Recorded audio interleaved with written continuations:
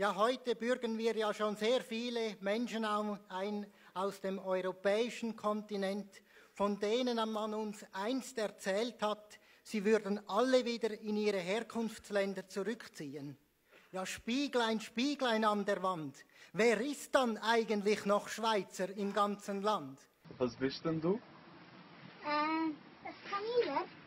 In naher Zukunft werden es eben auch all die schwarzen Köpfe sein, die uns derzeit aus dem afrikanischen Staat bewandern. Bin ich eigentlich dort in Afrika? Immer noch schwarz, schwarz, schwarz. Ja, wenn wir so weiterfahren, meine Damen und Herren, ja, dann sehe ich wirklich, auch wenn ich nicht zuvor in den Spiegel schaue, schwarz für unser Land. Ich weiß nicht mal, es ist immer schwarz, schwarz, schwarz, schwarz, schwarz, schwarz, schwarz. Ja, es ist ja auch schon komisch, geschätzter Herr Nationalrat Sommaruga, Sie sind sicher nicht derjenige, der sich unter den Jungen in den Diskotheken versammelt.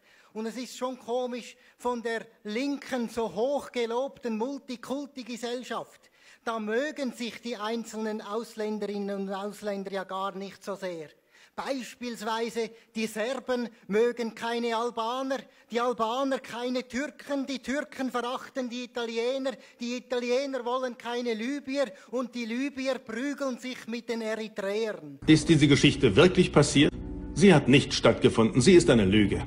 Ja, aber wir Schweizer dann, wir alle sollen sie lieben und ehren und ihnen den Schweizer Pass verschenken. Das geht zu weit.